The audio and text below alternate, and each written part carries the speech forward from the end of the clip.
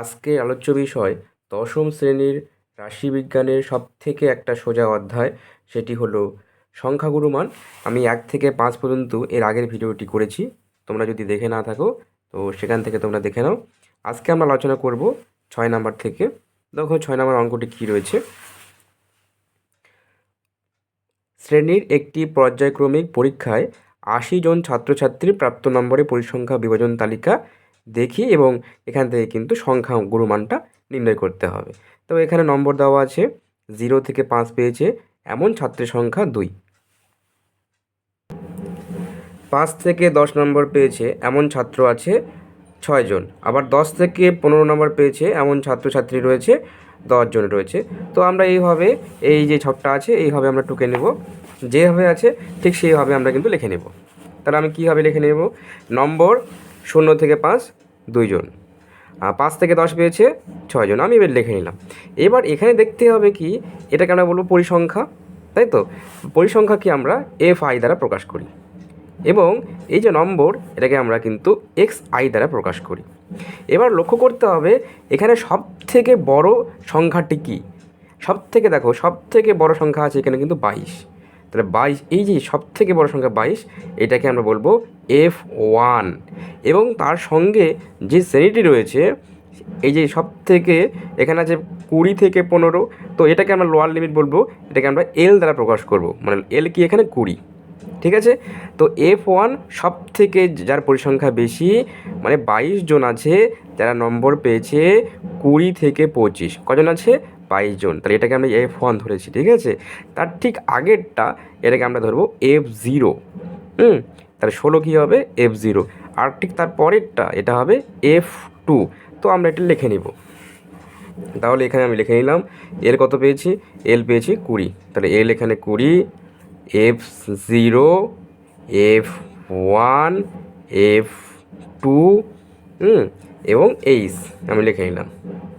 আচ্ছা, এবার দেখো F0 16 লিখে নিলাম, F1 22, F2 11, আর H কোনটা? এই দেখো 25 থেকে বাদ দাও 20, কত হবে? 5 হবে, তাহলে 5। এবার আমরা বের করব কি, সংখ্যাগুরুমান। অতএব নির্ণয় সংখ্যাগুরুমান, নির্ণয়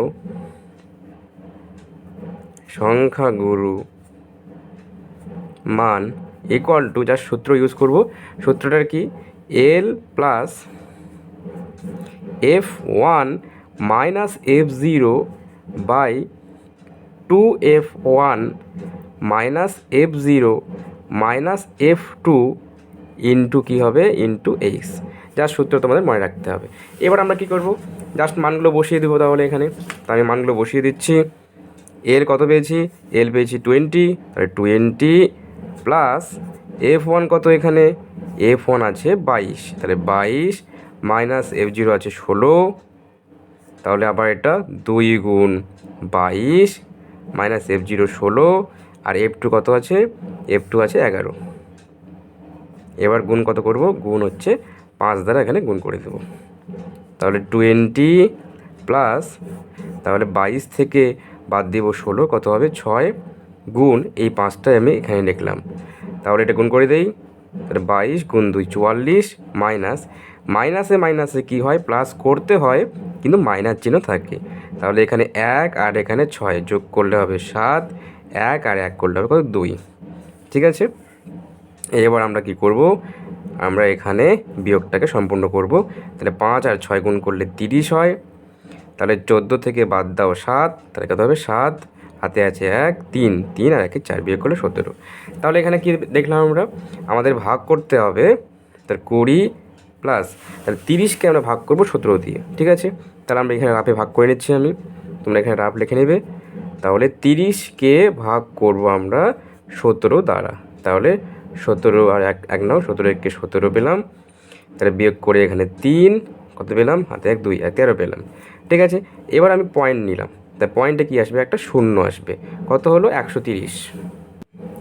তাহলে 17 গুণ যদি আমি 7 করি তাহলে কত হবে, 7 17 119 হয়, তাহলে 119।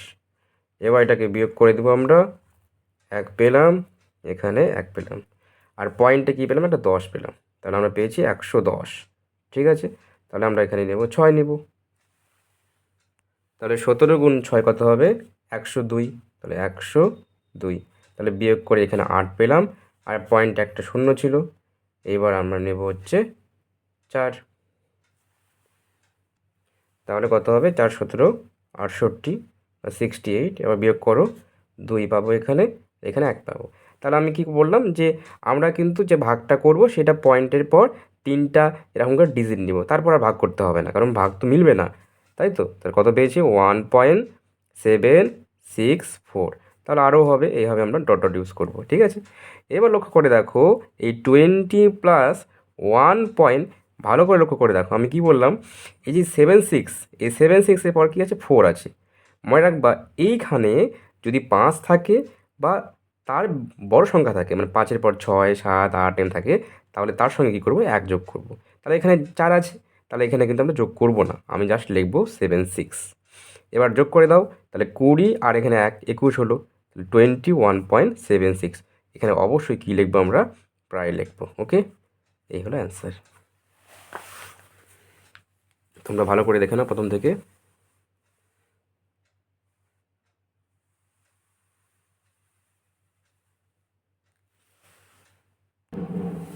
এরপরে 7 নম্বর অঙ্ক দেখো, নিচের পরিসংখ্যা বিভাজনের সংখ্যা গুরুমান নির্ণয় করি। আচ্ছা, এখানে দেখো শ্রেণী দেওয়া আছে 0 থেকে 5, যার পরিসংখ্যা 5 রয়েছে, 5 থেকে 10, যার পরিসংখ্যা 12 রয়েছে। তাহলে এই যে রয়েছে, যেভাবে রয়েছে টেবিলটা, ঠিক একইভাবে আমরা একটা টেবিল এভাবে লিখে নেব। তোমরা এইভাবে লিখে নেবে।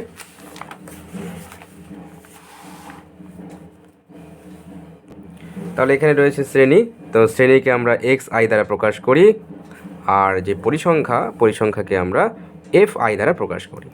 আচ্ছা, এবার একটু ভালো করে লক্ষ্য করো, আগের মতোই আমরা অঙ্কটা করব। তো এইখানে পরিসংখ্যা সব থেকে বড় কোন সংখ্যাটা? এখানে আছে 28। তাহলে 28 কী হবে? আমাদের f1 হবে। তোমরা এখানে গোল করবা না, তোমরা জাস্ট এখানে নিচে লিখে রাখবা, আমি তোমাদের বোঝানোর জন্য করছি এটা। তাহলে f1, তাহলে এই ঘরটা কি হবে? এই ঘরটা হবে এল। ওকে, f1-এর যে আগের ঘরটা আছে, আগের ডিজিটটা আছে, সেটা আমরা বলবো f0, এবং তার পরেরটাকে আমরা বলবো f2। ওকে, তাহলে আমরা লিখে নেব। আচ্ছা, এল পেয়েছি 15 পেয়েছি।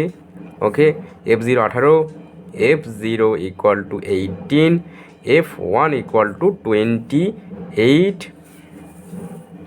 আচ্ছা, f2 ইকুয়াল টু পেয়েছি 17, আর এইচ মানে ডিফারেন্স, এই ডিফারেন্সটা তাহলে 20 থেকে বাদ দাও 15 কত হবে? 20 থেকে 15 বাদ দিলে কত হবে? 5 হবে, 5। আচ্ছা, আগের মতোই করবো। তাহলে প্রত্যেকটা মান আমরা এখানে পেয়ে গিয়েছি। অতএব নির্ণয় সংখ্যাগুরু মান, নির্ণয় সংখ্যাগুরু মান ইকুয়াল টু, জাস্ট সূত্র আমরা ইউজ করবো এখানে, এল প্লাস এখানে f1 minus f0, 2 into f1 minus f0 minus কী হবে? f2 ইন্টু দিয়ে আমি লিখবো এইচ। তাহলে এবার আমরা কী করবো? জাস্ট প্রত্যেকটা মান এখানে বসিয়ে দেবো। এল কত পেয়েছি? এল পেয়েছি 15, প্লাস f1 কত পেয়েছি? f1 28, তাহলে 28 মাইনাস f0 পেয়েছি 18। তাহলে 2 গুণ 28 মাইনাস 18 মাইনাস f2 কত পেয়েছি? f2 পেয়েছি 17। তাহলে প্রত্যেকটা মান বসিয়ে দিলাম, ইন্টু এইচ কত আছে এখানে? 5। এবার আমরা উপরে কাজটা করে নেব, অর্থাৎ বিয়োগটা করে নেব। এখানে 15 যোগ, তাহলে এখানে 28 থেকে বাদ দাও 18, কত হবে? 10 হবে, গুণ এইচটাকে আমরা উপরে লিখলাম। এবার এটা গুণ করে দেই, 28 দুগুণ 56 হয়, মাইনাসে প্লাস, কিন্তু মাইনাস চিহ্ন থাকে। তাহলে 18 আর 17 যোগ করলে হবে 35। ওকে, এবার আমরা কি করব? জাস্ট বিয়োগ করে নেব। তাহলে 15 প্লাস 10 গুণ 5, তাহলে এখানে 6 থেকে বাদ দাও 5, 1। ওকে, আর 5 থেকে বাদ দাও 3, মানে 2 হবে, 21 পেলাম। ঠিক আছে, তো এটাকে আমরা তো এখানে কাটবে না, তাহলে 5 10 50, তাহলে 50-কে ভাগ করতে হবে 21 দ্বারা। ঠিক আছে, তাহলে আমি ভাগ করে নিচ্ছি। তাহলে এখানে 50-কে ভাগ করব আমরা 21 দিয়ে। তাহলে 21 আর গুণ 2 করো, তাহলে 2 একে 2 আর 2 দুগুণ 4 মানে 42 পেলাম। তাহলে বিয়োগ করে কত হবে? 8 হবে। ওকে, আমি একটা পয়েন্ট নিলাম, তাহলে এখানে পেলাম 0। ঠিক আছে। আচ্ছা, এবার যদি আমি এখানে 4 নিই, তাহলে 4 নিলে কত হবে? 4 একে 4 দুগুণ 8, বেশি 84 বেশি হয়ে যাচ্ছে। তাহলে এখানে আমি নেবো 3। 3 নিলে কী হবে? 3 একে 3 3 দুগুণ 6। ওকে, এবার বিয়োগ করে কত পেলাম? 7। আর এখানে হাতে 1 ছিল, 8 6 7 থেকে 8 8 17 পেলাম। এখানে পয়েন্টে একটা 0 পেলাম। ওকে, তাহলে এখানে আমি যদি 8 নিই, তাহলে 8 একে 8 আর 8 দুগুণ 16। তাহলে কত পাবো? বিয়োগ করে আমি এখানে পাবো 2। ঠিক আছে, পয়েন্টে একটা 0, তাহলে আবার একটা কি 0 দিয়ে 0 নিলাম। তাহলে আমি পেয়ে গেলাম এখানে কত পেলাম ভাগ করে। তাহলে 15 প্লাস 2.380, মানে আরও সংখ্যা হবে, তাই হবে আমি কি করলাম? ডট ডট ইউজ করলাম। আচ্ছা, এবার কি বলেছিলাম এর আগের অঙ্কটাতে? 15 যোগ 2. এবার দেখো এই যে 38 এরপরে 0 আছে, তাহলে 0 আছে, তাহলে আমি 1 যোগ করবো না? 1 যোগ করবো না। যদি এখানে 5 থাকতো বা তার বড় সংখ্যা থাকতো তবে আমি এখানে 1 যোগ করতাম। তাহলে 38 হলো। তাহলে এখানে 15 আর 2 কত হবে? 17। তাহলে এখানে হবে 17.38, কিন্তু এখানে অবশ্যই লিখতে হবে প্রায়। পুরো অঙ্কটা একবার তোমরা দেখে নাও। 7 নম্বর এখান থেকে শুরু হয়েছে।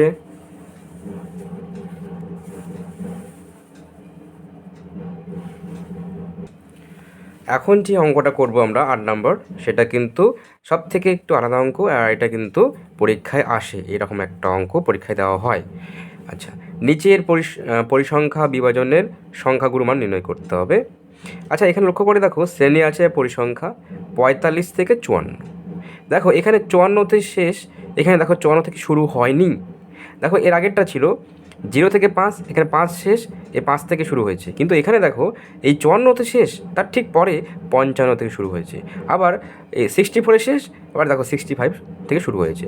তার মানে এই যে শ্রেণী সীমানাটা কিন্তু যেখান থেকে শেষ সেখান থেকে শুরু হয়নি। তাহলে আমাকে এটাকে কি করতে হবে? এভাবে মিলিয়ে নিতে হবে। এটাই সব থেকে একটু আলাদা রয়েছে। তাহলে প্রথমে আমরা এইভাবে একটা ছক করে নেব, যেভাবে রয়েছে। দেখো আমি ঠিক এইভাবে করে নিয়েছি। শ্রেণীটা ছিল, দেখো এখানে ছিল 45।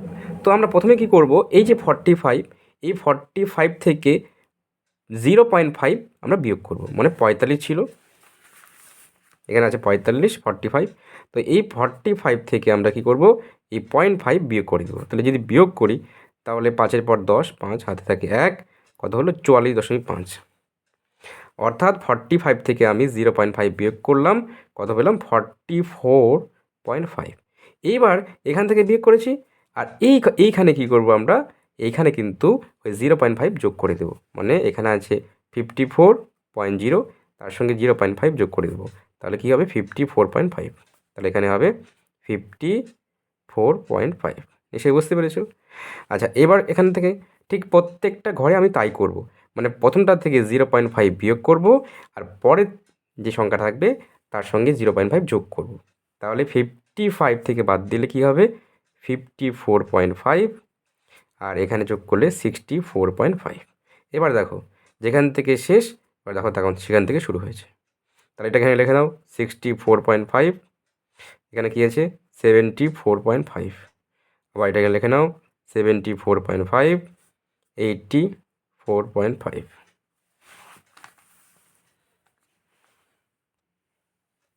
আবার 84.5 থেকে 94.5, আবার 94.5 থেকে 104.5। ঠিক আছে, এবার আমরা পরিসংখ্যা যেগুলো ছিল তা লিখে নেব। এখানে পরিসংখ্যা ছিল 8, তারপর আছে 13, তারপর 19, তারপর রয়েছে 32, এখানে 12, আর এখানে আছে 6। বইয়ে যা ছিল আমি তাই দেখে দেখে লিখেছি।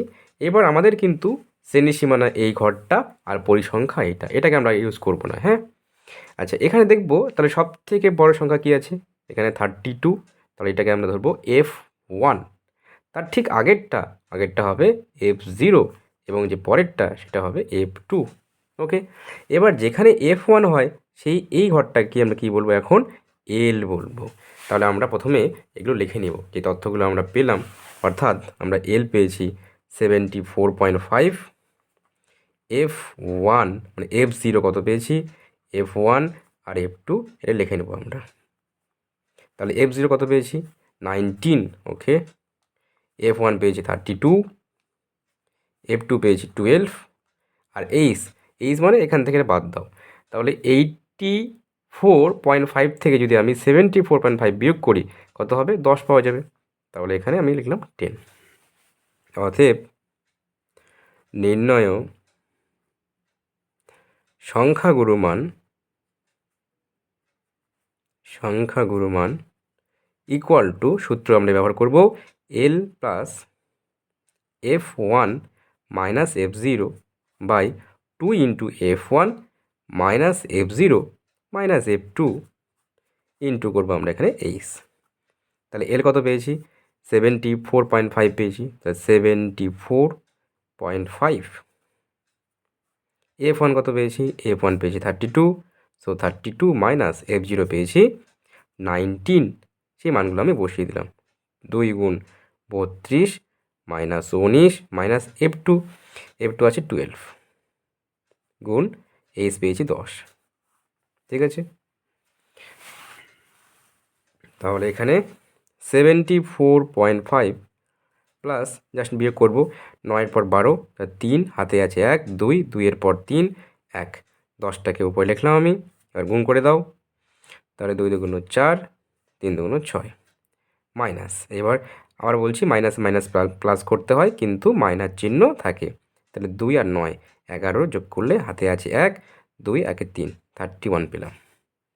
তো 74.5 প্লাস জাস্ট গুণ করে দাও 130, এখানে বিয়োগ করো 4 থেকে বাদ দাও 1 মানে 3, 6 থেকে বাদ দাও 3 মানে 3 33।